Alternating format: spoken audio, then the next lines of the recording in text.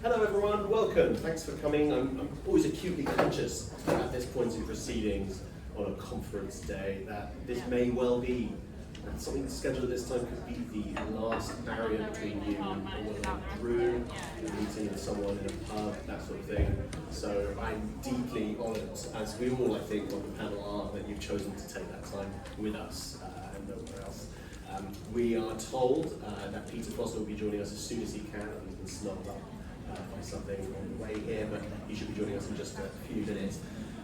But even without Peter here yet, I think we have a veritable constellation of stars on this panel, just the right people who we want to hear from when talking about one of the most difficult policy challenges, a policy challenge that the current government has taken on very directly and set very ambitious targets towards. I'm referring, of course, to the challenge of house building. So we've titled this event Getting Back to Building, a New Era for Housing Delivery. This is your last chance to exit the room if you were expecting. Yeah. Henry's off. Sorry, Henry. You can't do that to me. That's a panic-inducing thing to have done to a chair. So this is, we tend to talk a lot in terms of the challenge in this area. It bears repeating. The success rate of successive governments in hitting house building targets has been really pretty poor. When we start talking about house building, we think about the planning regime, we talk about the amount of money in the system, we talk about the health, the relative health of the market and the way it performs. We talk about the performance of local systems and how strategic decisions get made in those systems. But the truth is, that's all just about the house building side. And house building is never merely about house building. So one of the things I really want to try and get to over the course of this panel is that wider strategic picture, the things that need to be in place, the aspects of local logistics, infrastructure, services, spaces that need to be present in a place for house building to be a viable proposition in the first place. It's no good just throwing out there. People need to want to live there, need to be able to live there. That's very kind of you, thank you very much. Yeah. Thank you. That was the laugh of my immediate boss. I'm not going to get into too much detail about that. But brilliant to have this panel with us here today. So Peter Foster will be here in a moment. Henry Kippin is the Chief Executive of the North East Combined Authority, the recently expanded, rebranded, renewed and improved North East Combined Authority. Is that all correct? All true. Brilliant, yes. Caroline Simpson is the Chief Executive of the Greater Manchester Combined Authority, which was already the leading edge of combined authority governance in England. And so we're going to have some very interesting contrasts between their views and their positions as organisations, I suspect, as well. Anthony Okereke is the leader of the Royal Borough of Greenwich, and will bring a perspective on how house building within incredibly densely populated places like that is a different proposition as well. And we're also delighted to be joined by Webb, who is the Senior Partner for Place and Infrastructure at TPXimpact. And this is the right moment also to share our very deep gratitude to TPXimpact for making this event today possible through sponsorship. So thank you so much for helping us to convene today, and we look forward to hearing your perspective too, Peter.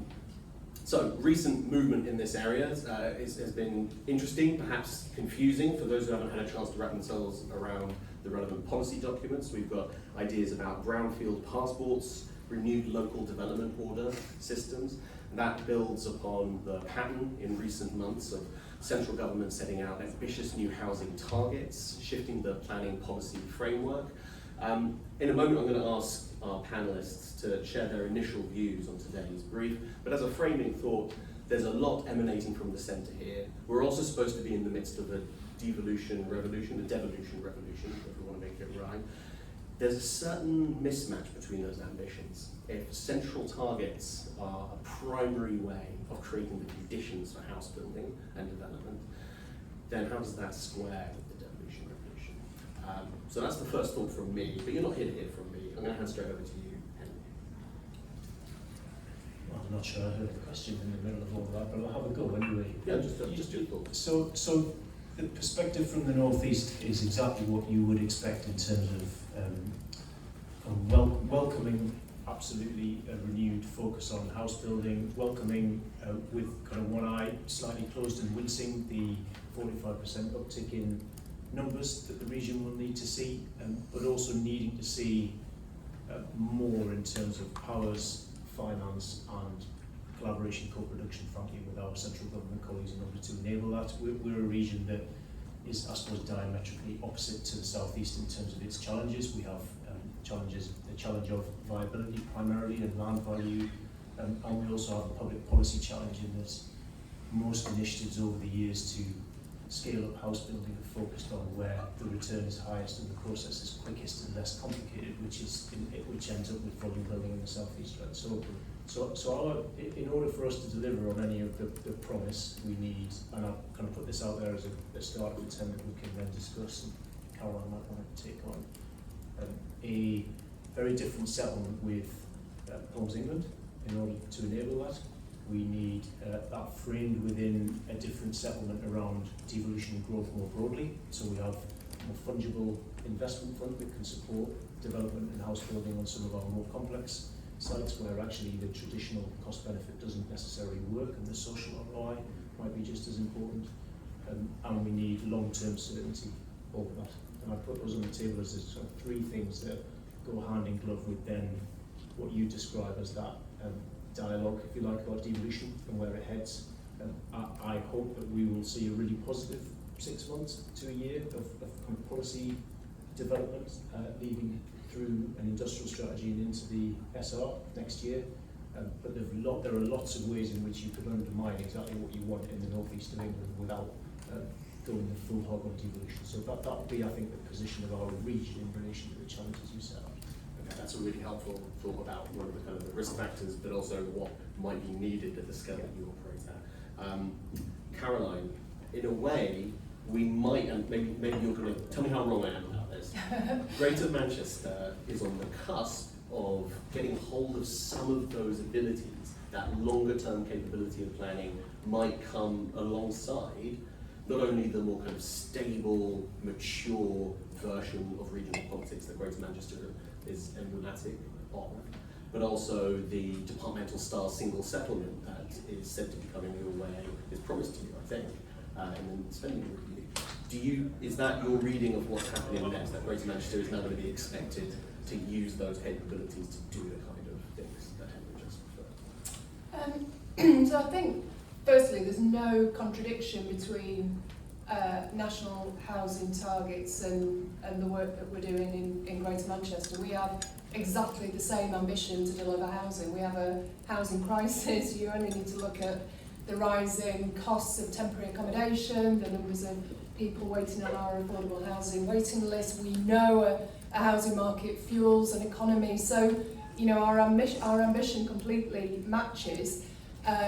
In order to deliver against that ambition, our view is that it has to be done with a view of place and putting that place first. And obviously we believe the kind of devolution and the area of Greater Manchester gives us the best ability to deliver that growth, because housing numbers is not just about a numbers game and everybody in the room will know that. It is all about how does housing fuel an economy, how does it drive regeneration, how does it improve quality of life for our citizens. So to really place new homes and housing at the heart of an ambition, it needs to be at the heart of a wider growth ambition where we are looking together at the economy, at the social infrastructure we need to put in, at the way in which public services are delivered. And our proposition for government is to go deeper in that devolution journey than our promised integrated settlement, to align all the different levels of investment of funding, whether it be transport, whether it be employment support through DWP, plus all the other powers that we've already got.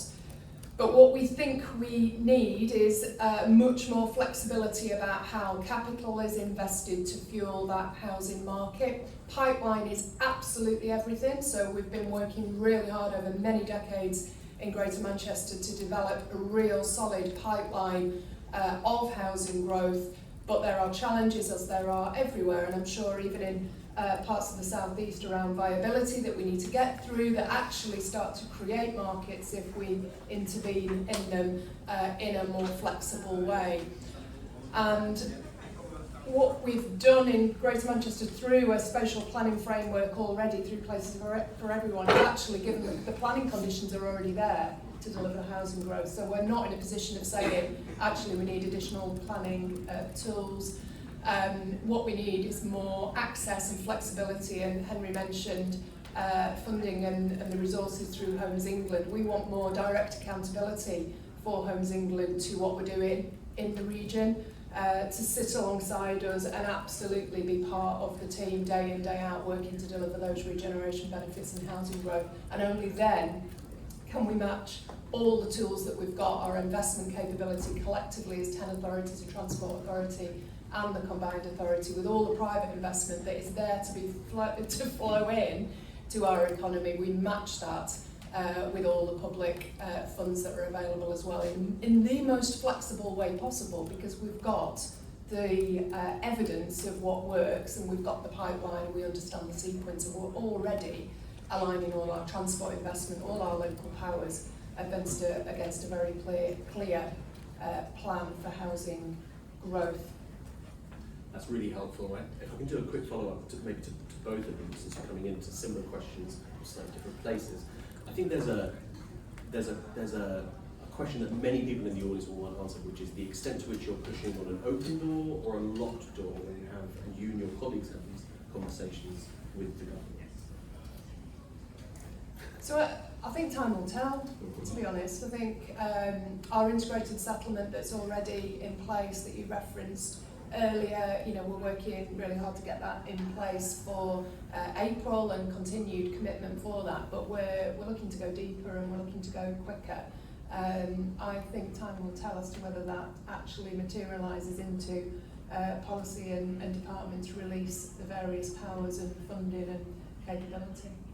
So I agree with that entirely. I said the one thing that gives me a bit of cause for cheer is the development of a slightly more coherent narrative around regional growth and the future of our regions, and the way in which an industrial strategy, should it become one, is being developed. So we've traditionally had, and we have been culpable as in local government and combined authorities being cats at the light when a new funding stream is announced. That's true too, but we've had a fairly disaggregated conversation, haven't we, about housing and residential development, and even thinking about commercial development aligned to our key industries. A separate conversation about what's going to unlock economic growth and the infrastructure for that. A separate conversation about skills. A separate conversation about transport. So what you're starting to see now, rhetorically at least, is the bringing together of some of those things within a growth plan that should be one story, a narrative really, because a lot of this is driven by narrative, isn't it? Investor confidence is driven by the solidity of your narrative and the ability to put some risk capital behind that. That's exactly as Caroline says. And I think that's a really good thing. It remains to be seen how that plays out over the next few months, but I think government has to really keep the faith, because that will allow us to be much more flexible about how our capital is used across those thematic areas. Thank you so much. Welcome. Welcome, Peter. You're right.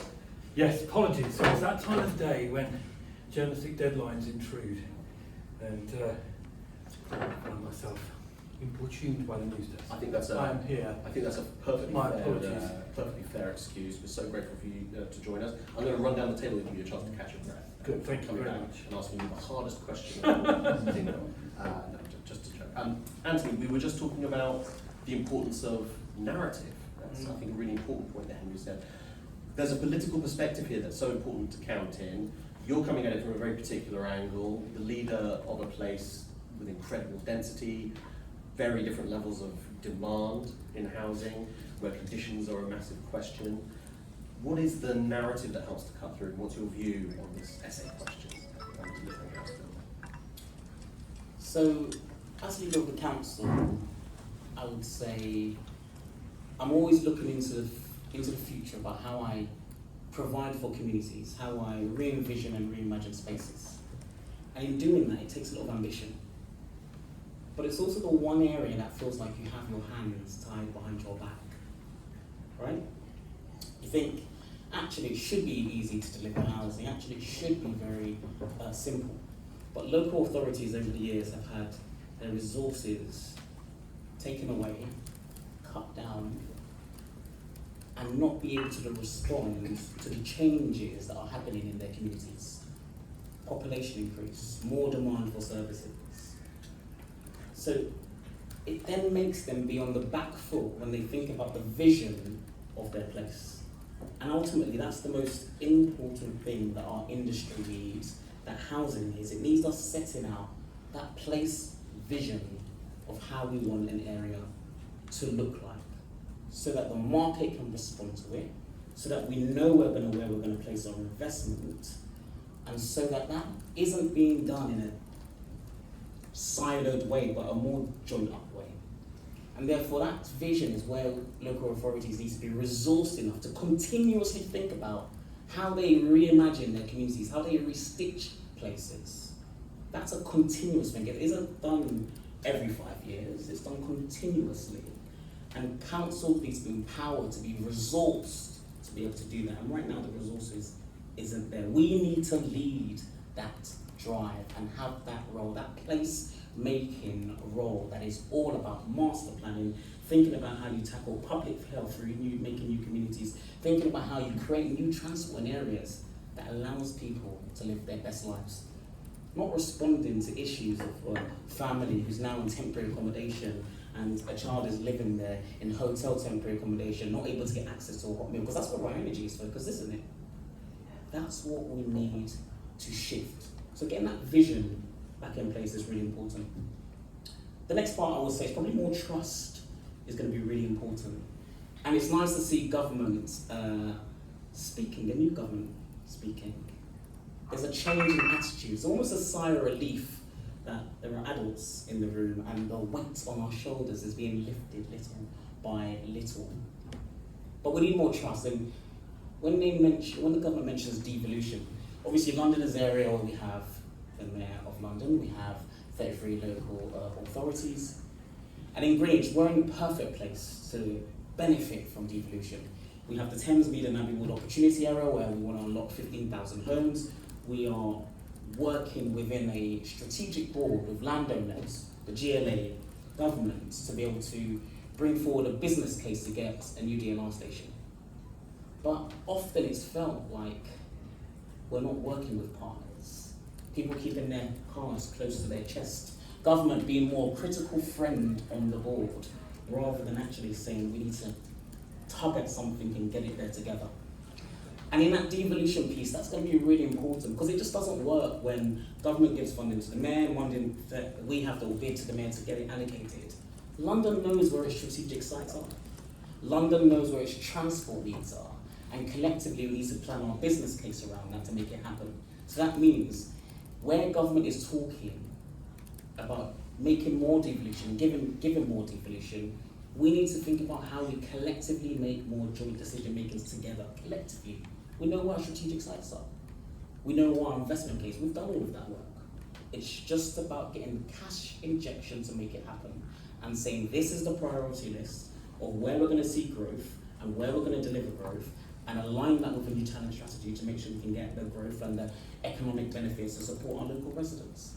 So London has that, but we have to rethink how we do devolution. Devolution isn't a handout. We have to pull our pants down and be a bit vulnerable to each other and make sure that we can sit in a room and equally have partnership, not one partner over the other. And the next part is freedom. Councils need the freedom to be able to operate.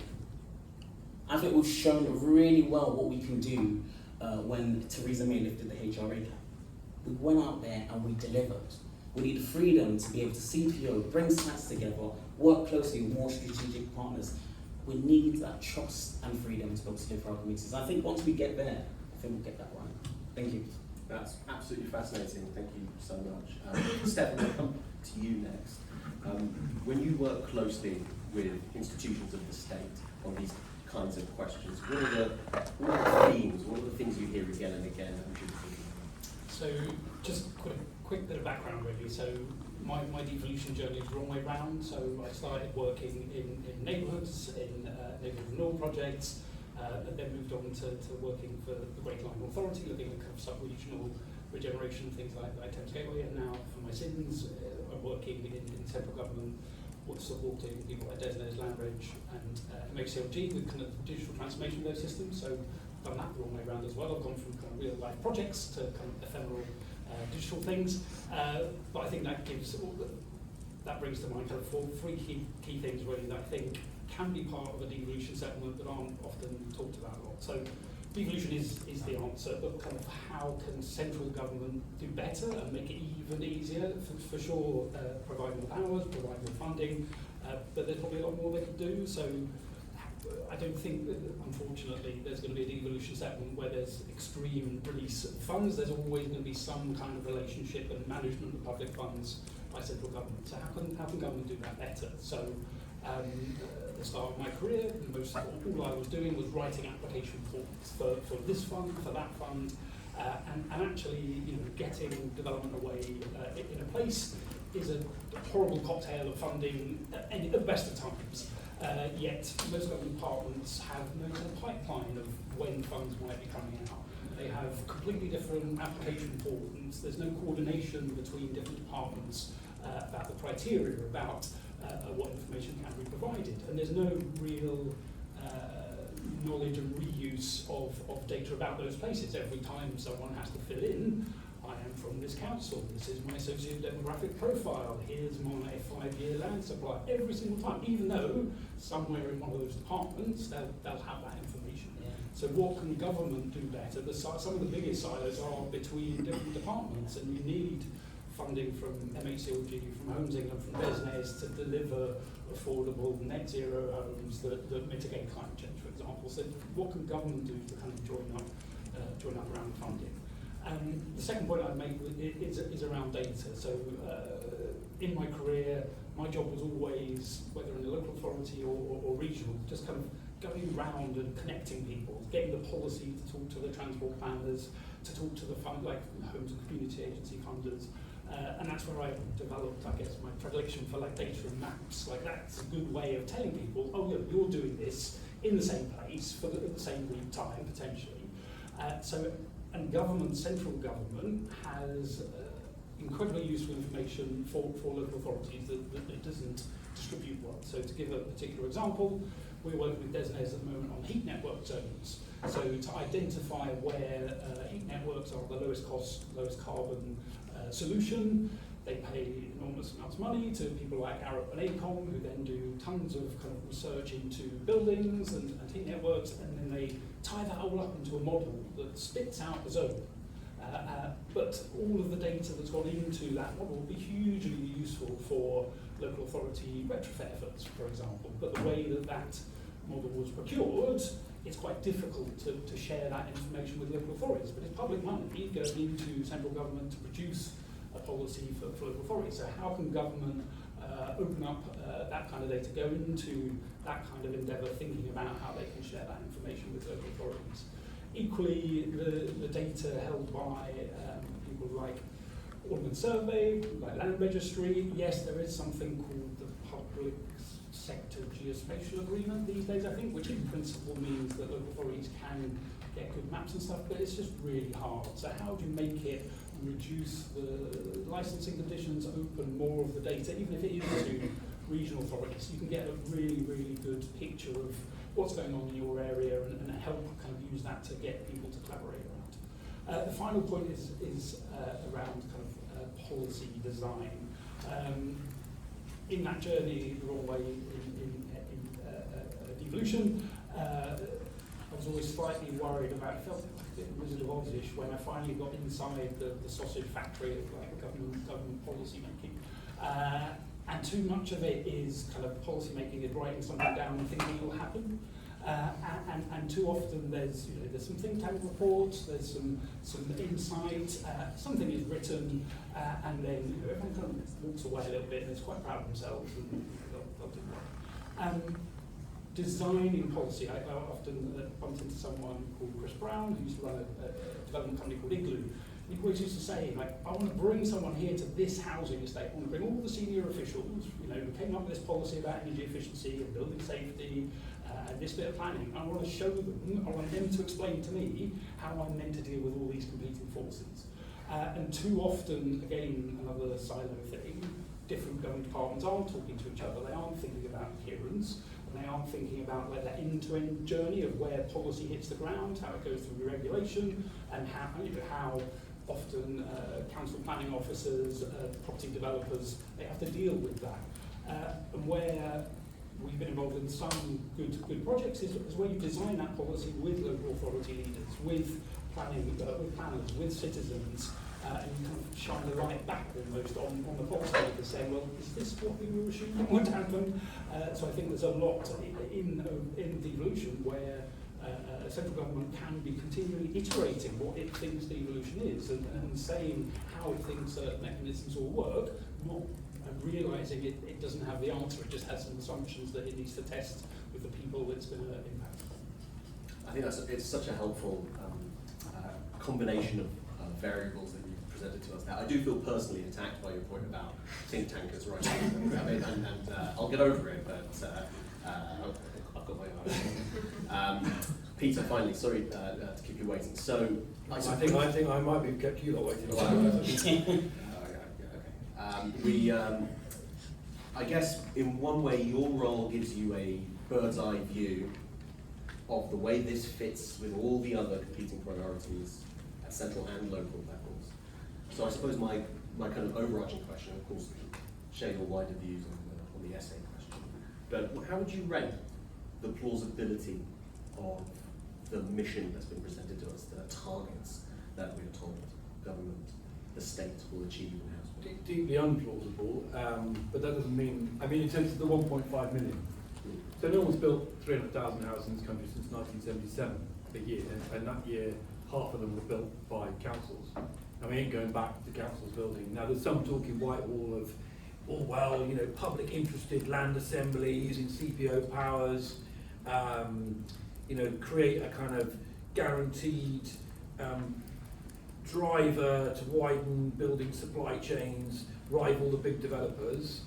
I kind of hear that in Whitehall when I take it out to places. I spent 2 days with Wiltshire Authority last week writing a big piece about planning, and we can talk about the difference between rural and urban. But when I ask local authorities or their agents about the realistic prospect of that happening, they tell me it's pretty low.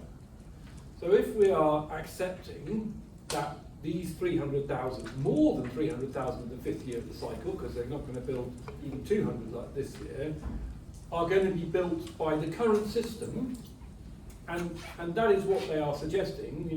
Fundamentally they're trying to do the old system better. I don't know anybody who thinks they're going to build 1.5 million houses. It's one of those policies, a bit like stop the boats. When every time a Tory minister came past the microphone, and stop the boats, and you wonder whether there was ever a conversation where they turned to their advisor and went, do you think we can stop the boats? And I suspect that they will start to reframe it as a 10-year thing and look at what we've got coming in the pipeline. Why do I think it's difficult, to build 300,000 houses a year? Well, we know it's difficult because governments of all stripes and persuasions have struggled. I think there's a political challenge. I was talking to my colleague, esteemed colleague, George Parker, last night, who was saying that from a political perspective, he sees the government getting into real trouble. So let's leave aside for a second the technical issue about actually delivering 300,000 houses a year. We saw with Amersham and Cheshire, we saw with just how toxic planning can be, and top line targets mean nothing to voters. And there's some quite good polling on that. People nominally want, economic growth, etc. But ultimately, that isn't what's going to move hearts and minds on the ground. And we know how difficult planning is, and it is on the ground. In terms of actual delivery, so my 2 days in Wiltshire, I'm a reporter, right? I'm not a planning expert, and I'm not a builder, and I'm a reporter. I go around talking to people. And so, what did I learn from my 2 days in Wiltshire? So, number one, that it's different from an urban council. Their housing target under the new formula, Angela Rayner, when she announced it, said, look, these are going to be tough. But tough has gone from 1,917 a year to 3,476. That's an uplift of 81%. And this is a council, Tory-run council, but a council that's built 2,000 homes a year, give or take, for the last 10 years, which is above their statutory target.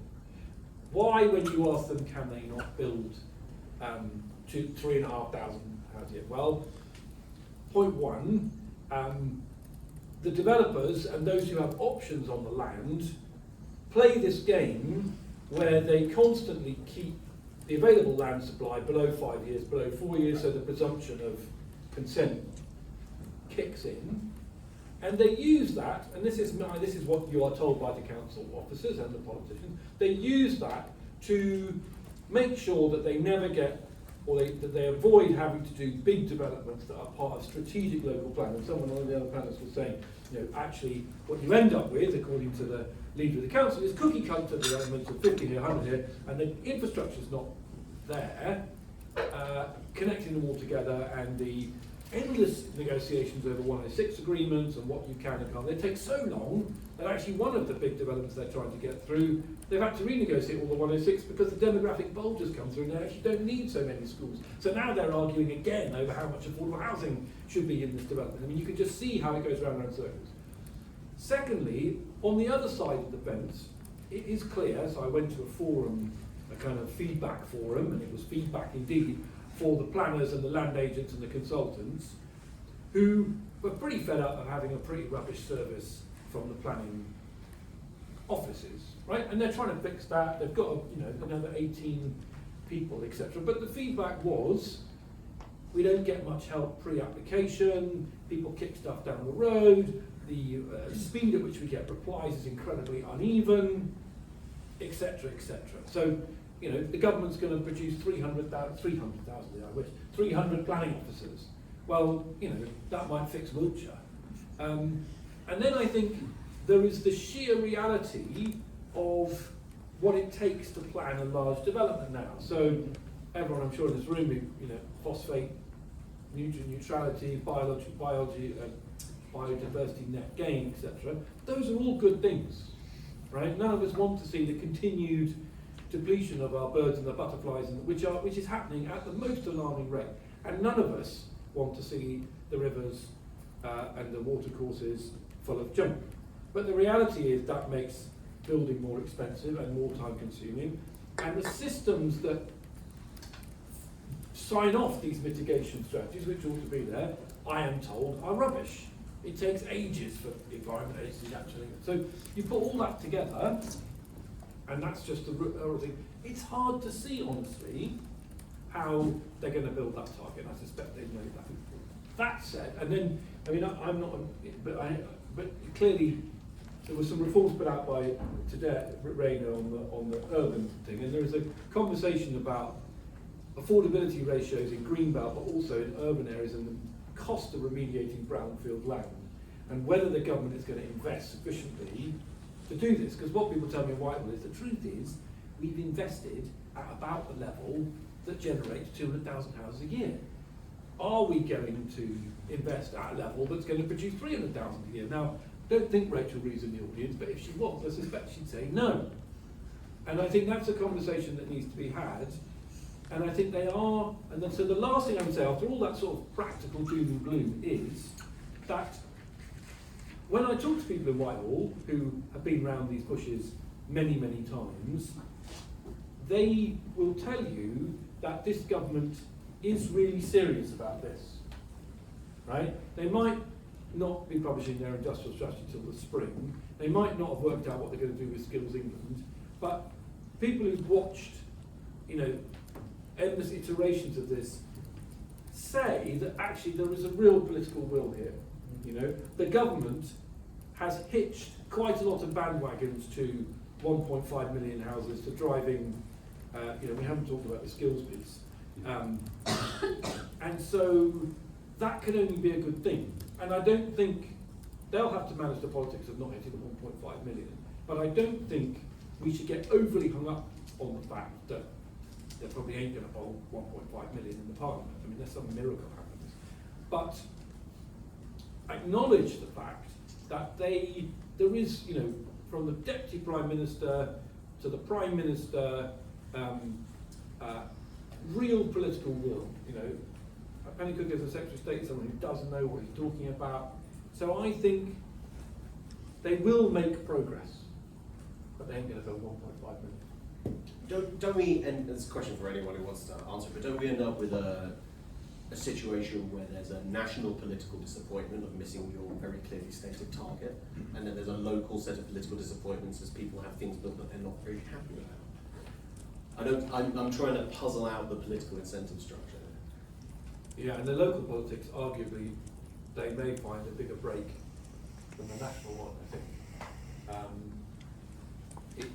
Yes, I think you're right. You know, I think you're right, and if you look at the way they've managed politics so far, they need to get better, I think, quite quickly. Right. I could do this all day, and the temptation to do so is almost overwhelming, but I will control myself for long enough to turn to the audience for some questions. It's a nice full room, after all. I have a colleague with a roving microphone, so let's take questions in rounds of 2 and see how many we can get for this brilliant panel at the end of the day here. Yes, gentleman here in the pink shirt right in front. Sorry, Sylvie, making you walk. Sorry. There you go. Thanks. Yeah, I'm Tom Waller from PwC, and we do a lot of work with central and local government, and you do hear a bit of a difference. So you speak to combined authorities and central government about deal deals, and it's all like, cool, how do we do it, what's the outcomes that we'll work it all out. And then you speak to local authorities and they say, wait a minute, that's not their powers to devolve. You can't just devolve housing, that's actually our powers. And I guess the way we normally do things in this country is kind of incremental and through negotiation. And I guess the question is, A, are we just going to do that with the DEVO deals and have lots of different DEVO deals, tier 1, 2, 3, 4, X, and just do it the way we always do it in Britain? Or is it better to have a kind of standardised devolution policy the way that most other mature countries have? And I guess maybe the more important question is, if we're not actually doing anything for house buildings. I think it's some of the macro factors that Peter mentioned might not be solved by DEVO deals. What a great question, because we have people on the panel who can talk to 2 sides of that question. So let's make sure that we get a response to that. Any other questions for now? Yeah. Oh, which one? Okay. Hi. I just want. Sorry. Hi. I just wanted to ask about housing targets and the way they're distributed, because it seems to me you talk about the case of Wiltshire where they have real challenges in terms of mitigation. Henry talked a bit about the viability challenges. It seems to me that we've gone from a formula that wasn't perfect but did a lot of uplift in cities, which seems like a good thing to me. And it has effectively, I know you say, well, was this target ever enforceable and implementable? I'm sure there's lots of pushback, but Greenwich's housing target has been cut from what Gove's urban uplift was. The North East's housing target has been increased a lot. Does that make sense? I don't think it does. Great question, thank you so much. So, is the nature of the house targeting change actually, does it make sense in terms of the economic and the behavioural patterns that we see across the country? 2 really interesting, really hard questions that I don't have to answer. But yes. So, a couple of things. I think, going back to Henry's point, setting housing numbers in the context of an overall plan for growth is the only way to do it, because an arbitrary number landed on an area with no vision around the jobs, the social infrastructure, the hard infrastructure that needs to go in is just disastrous for everyone, policy, implementation, developers, and particularly local authorities. So I think very, very clear vision that's got a growth plan, that's got a future of the economy for a place at its heart, but also housing and all, including public sector reform, which is obviously what we are doing and have done for many years in Greater Manchester.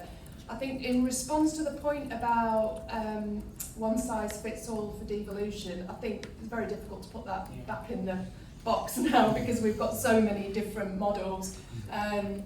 I think the model between, the difference between the London devolution and Greater Manchester is such a marked difference. In Greater Manchester, I work for the mayor, but I also work for the 10 leaders who make collective decisions together. So we are a really integrated structure where decisions are made from the bottom up, and I see a real difference in the way that things can get done on that basis compared to the risk of maybe that tiered top-down structure. So I think there are already lots of different models. Obviously, I think what we're building in Greater Manchester, obviously I would say that, but genuinely that integrated arrangement between regional and local is an absolutely core principle that should run through everything. Thank you. Anthony, you know that you're I guess, you know, in everything I always think about when I think about devolution, it's making sure it's not just rely on the personality to bring people together, right? You can't afford to do government based on someone's personality. You always need your structures under your devo to make sure it includes real opportunities that are embedded strategically in the deal that make people have that. And I think we do it differently in London. So obviously there's 33 London boroughs, or 32 in the city. We work through London councils. We have integrated meetings with the mayor sometimes. We sit on certain boards if we're in the executive. But I think there is more opportunity for joint collaboration. You know, and I think whatever devo deal we are looking at, I think there's lessons to be learned from all different ones.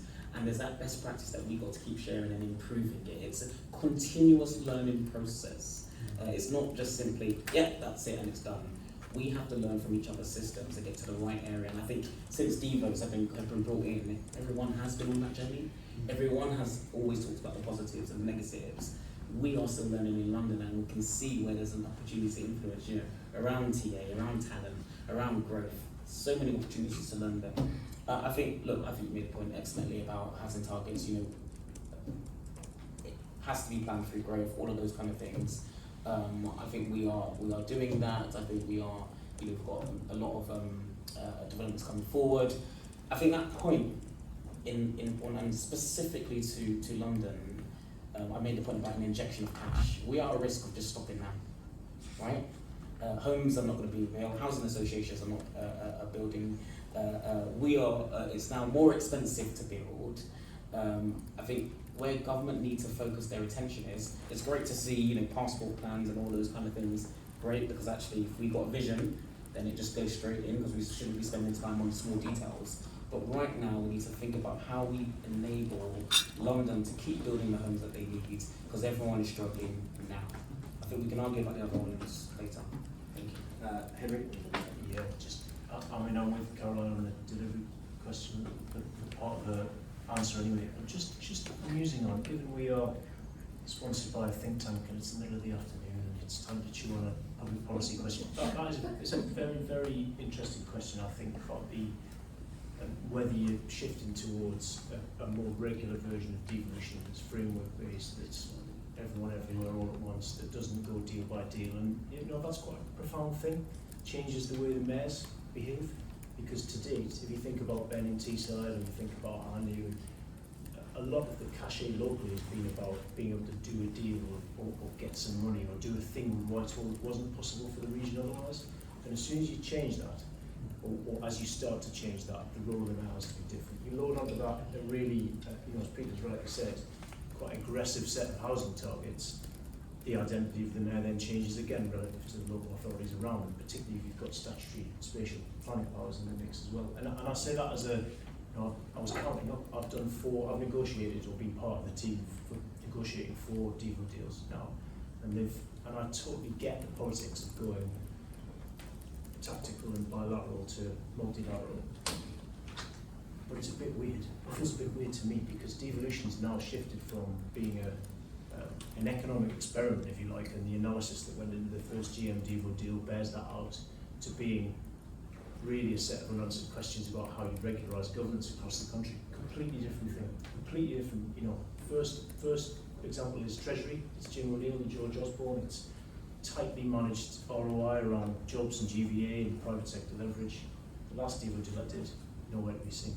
Let's just get it done because it'd be a nice thing to do. We'll have a trail visit too. You know, so there's a really big public policy question sitting underneath all of this about what devolution is for and what these mayors are there to do as well. That is, you know, it doesn't have to be answered now because we're so young in the life of combined authorities, but it'd be a big deal for Caroline and I in particular to work that through. And there's a lot of push and pull with local authorities in that space as well.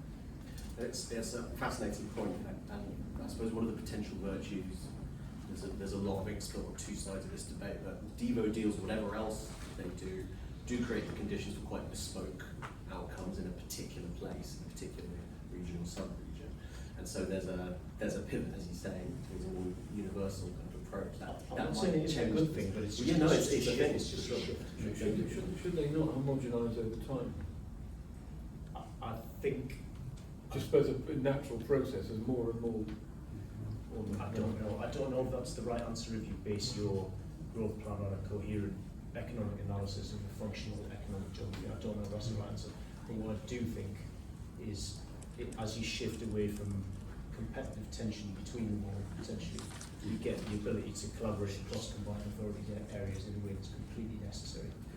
Let me jump over to Steph, who's been waiting for I was going to talk about data. I think Anthony wants to come in. Okay. Oh, no, I was just going to say, you know, it should be constantly reviewed, you know, because there's always lessons you're going to be learning what's working, what's not working, and through it, and ensuring that it's effective enough to the vision that you set out. I was just going to go on the point about housing targets and about actually policy design as well, as well as data. So the reason, or a big rationale of housing targets, is actually a policy to deal with them that prioritise the most recalcitrant, I guess, authorities, and it's not necessarily like the right place to bring that in. So when I worked at the GLA, you know, I always mocked, Bromley, if anyone that looks at Bromley, you know, they do their call for sites, you know, take months, they pay consultants lots of money to look for things, and then they come back and go, oh, sorry, we haven't got any land. So we can't meet the housing need, and, you know, everyone moves on. And I think, back to my point about kind of government being more intelligent in how, and clearer in how it designs policy, it kind of misconstrues puzzles and mysteries. So I read a great book a couple of years back by John Hay and Mervyn King called Radical Uncertainty, and it kind of looks at the difference between puzzles and mysteries, and ultimately, like, housing targets or delivery of housing, no matter how much data you threw at it, no matter how much AI you threw, you don't get an answer. It is a puzzle. However, you can sorry, it's a mystery coming up with like how you get there, but it can be a puzzle in terms of how you fill it in. If you create clearer rules for this is what a site or a call for site should look like, here's the factors that we should be determining, here's the way in which policy should be shaped to achieve particular outcomes, here's how information about social infrastructure or green infrastructure should feed in, that is a puzzle that can come up with a clearer answer. Very useful. Did you want to comment on this question about whether we're designing a strategy that ignores the basics of where demand actually works in the system? Is that something that you do? I mean, you've got to start somewhere, is my view, you know. So there has to be some form of target. I think they are, I mean, the county council network is in the middle of a kind of rearguard action, pointing out, you know, just how kind of unhelpful some of the targets are. And again, there's something slightly can't fall. I mean, we also criticise the government for being so, you know, kind of vapid during its first 100 days. But actually, on the planning thing, when you talk to local authorities, you almost wonder actually that they've kind of charged out the gate without actually. I mean, I'm not sure what they were doing for the last 40 years, but you know, quite getting their ducks in a row. But you know, action is better than inaction. So, you know, and all targets are by definition upset someone, don't they? You know, there is no, it wouldn't be a formula if it was bespokely applied to everybody, it would just be chaos. So, yeah. All right, really interesting stuff. Let's get a couple more questions in yet. The lady here near the front. Do we still have the roaming line? I don't think it worked anyway. Charles, it's okay. Yeah, please. So thanks, really interesting session. And full disclosure, I have no housing expertise whatsoever. I'm here, excellent, in good company. I am here with the Wickham Labour Party, and one of the things we have in our area, so we're housing targets, but there is lots of NIMBYism. So we've talked about different stakeholders here and the importance of partnership and aligning. But how do we, with NIMBYism, how do we get everyone on side? There's a clear case to increase housing. We know that 150,000 children, I think, in temporary accommodation, not in High Wycombe, across the country. We know there's a clear case. But these groups, these stakeholders do delay the process. And I suppose my question to the panel, I don't know who's got sort of more experience in this area, but is how do we get those people on side? I know there's been stuff about a narrative and placemaking, etc. How do we get them on side, and how do we minimise those we can't, the impact of them? Does that make sense? Yeah. That's a question that makes enormous sense. Thank you so much. Nikki? Thank you. Victoria Hills, Royal Town Planning Institute. It's really great to hear the panel talk about resourcing, local authorities.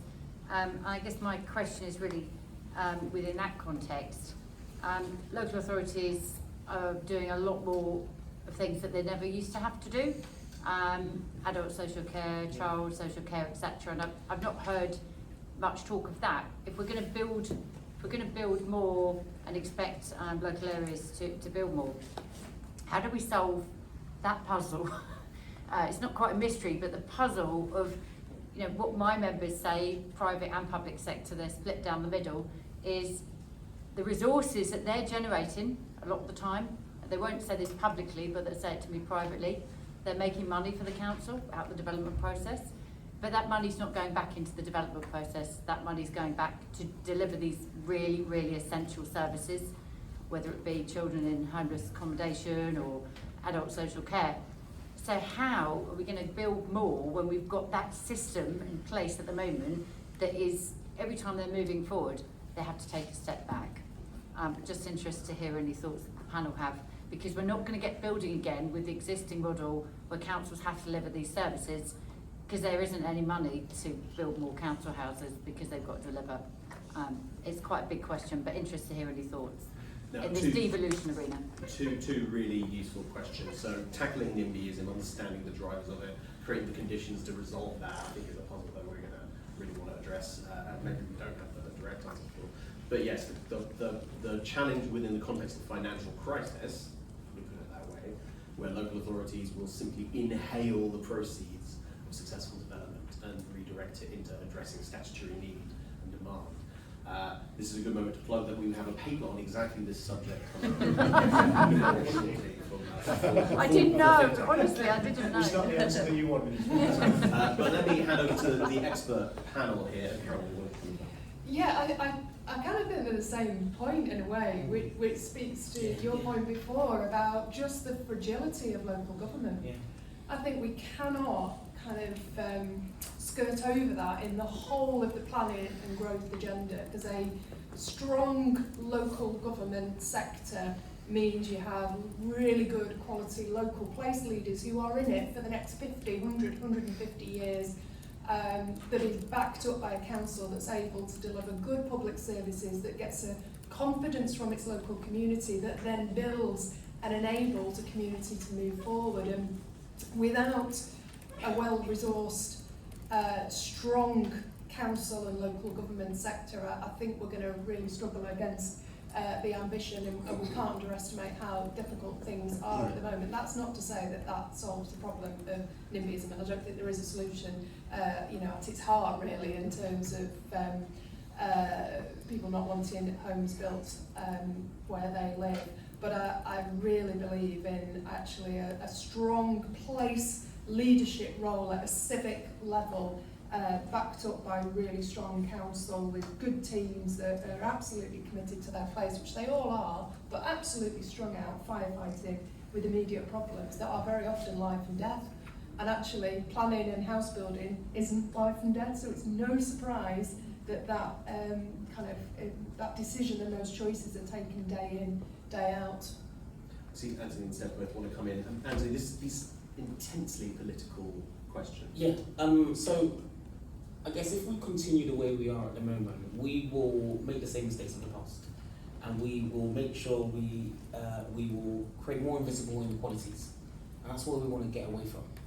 So when I was cabinet member for housing, I used to be always frustrated about what's the vision, what's the plan, how do we do what we need to do now, and it comes back to that resource point of, well, we can't plan because we have no one to do that work, you know. But in my first budget, I put £700,000 into the budget to set up a new regeneration team who would go away and plan a 10-year strategic regeneration plan for the borough, and start thinking about a new estate renewal plan for the borough. Now, what that enables us to do is to start thinking about those things like adult social care.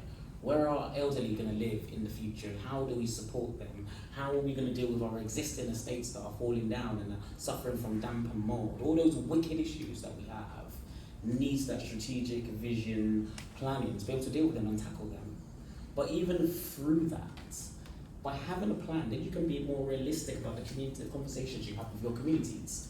It moves from a very strategic conversation, if you have it, where it's quite speculative at the moment, right? You want to be able to say, this is what's coming in the next 10 years, and actually, here's how we're going to deal with those issues around adult social care, around access to green space, around cycling and walking.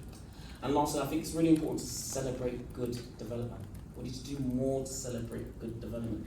Councils need to join up with developers, with housing associations, with themselves, with their communities, to celebrate good development and show it through good development. And key to that is also getting design really right. You know, we have to get design really right, where people feel able to be proud of where they live. There are housing developments that are coming up today where people don't feel proud, right? It's really important that we celebrate good development so that people can see what can be built, right? What the future could be for their lives. And I think that's how you deal with NIMBYism. But another way you can deal with it, by wearing one of these. I always take mine everywhere. Thank you. I didn't see what you held up. Oh, there we go. Yeah, maybe NIMBY. Yeah. I love that. Yeah, that's, okay, so you have exactly 1 minute on the I clock. can be super quick. So I think there is a link weirdly between NIMBYism and the resourcing, and a lot of the problem is we're really bloody awful about explaining the process of development and planning as a system.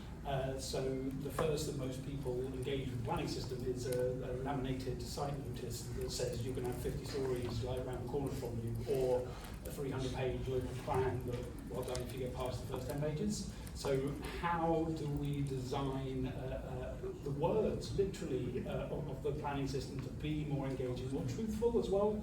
So we work with Camden and Gateshead to do a digital site notice, but the digital thing isn't important. It's how we don't say, here's the environmental impacts assessment, but we summarise in clear, plain English what the impact is, and people can get into the sums if they want to. And then when they start providing feedback, the first thing we show is, here is things that you cannot say will not impact this development. It doesn't matter if it doesn't impact your house price, or if it reduces your house price. That's not a relevant consideration. So we also need to be a bit more truthful about what citizens can and should be able to impact. And I think greater clarity around those things then starts to reduce some of the burden, not all of it, but some of the burden that local authorities get when they get 100,000 kind of green ink letters that they have to take a month to process. Like, get rid of some of that stuff by just being a bit more honest, designing the words better, explaining the planning system better. That's a hugely important point. Peter, you have a final thought. One sentence, which is that the government has approached this with vigour, which is terrific, but it's also approached it rhetorically in kind of quite an adversarial way. We're going to smash, we're going to build, and actually the bit that sometimes is missing. So I was in New Victoria, the Manchester development, where that's funded by an insurance resale company, but actually they put real thought into how you get communities involved, and I think part of it is reframing the debate around housing and planning and what it delivers for communities at a really top level. And still, actually, if you listen to Rachel Reed's original speech, I think if you listen to Keir Starmer tomorrow, it'll still be quite finger-waggy. And a bit of finger-wagging is fine, but it's got to be accompanied with some vision and some sense that we're going to make it better. And the bit that politicians of all stripes are completely, but the willingness to make an argument, the willingness, as Bill Clinton once said, to take people to a place that they don't yet know they need to go, right? And and I think, pray that they can do a bit of that. The power of persuasion, ladies and gentlemen, and this has been a persuasively intelligent and spectacularly informative panel, I'm sure you'll agree. Thank you to the audience also for their great questions and for attending and joining us here today. Thank you to TPXimpact for making today's conversation possible. Please join me one last time to thank our panel.